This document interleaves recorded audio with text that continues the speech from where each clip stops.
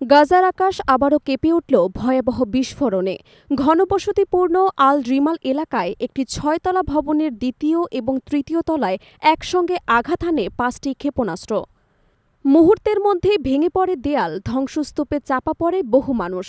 চারপাশে ছড়িয়ে পড়ে ধোঁয়া এবং আতঙ্ক।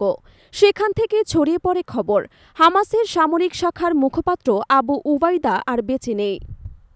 ইসরায়েলের প্রতিরক্ষা মন্ত্রী ইসরায়েল কাটজ এক্সে পোস্ট করে সেনা এবং গোয়েন্দা সংস্থাকে অভিনন্দন জানিয়ে বলেন, এটি ছিল নিখুঁতভাবে সম্পূর্ণ একটি বড় অভিযান।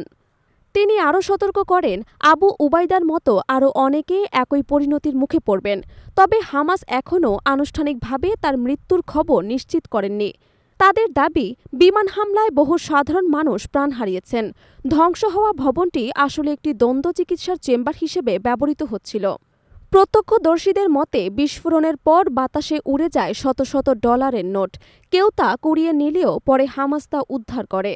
স্থানীয় সাংবাদিকরা জানিয়েছেন, অন্তত ৭ জন নিহত এবং ২০ জন আহত হয়েছেন। নিহতদের তালিকায় শিশুদের নামও রয়েছেন। ইসরায়েলি সেনারা অবশ্য দাবি করছে, সাধারণ মানুষের ক্ষয়ক্ষতি এড়াতে তারা আগেভাগেই বিভিন্ন পদক্ষেপ নিয়েছিলেন।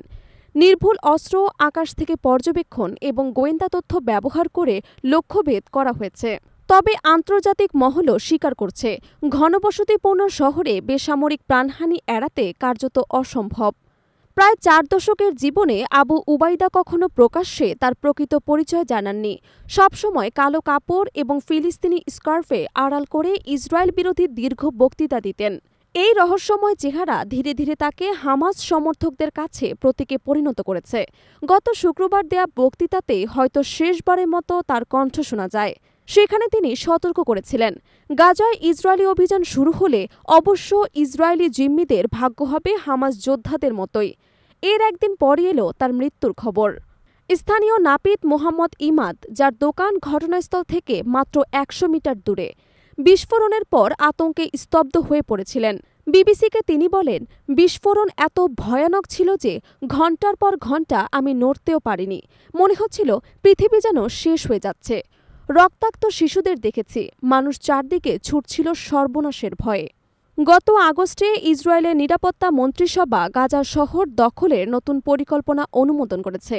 প্রধানমন্ত্রী বেনজিয়ামিন নেতানিয়াহু বারবার ঘোষণা করেছেন, তিনি হামাসকে চূড়ান্তভাবে পরাজিত করবেন, এতে যত আন্তর্জাতিক সমালোচনাই আসুক না কেন।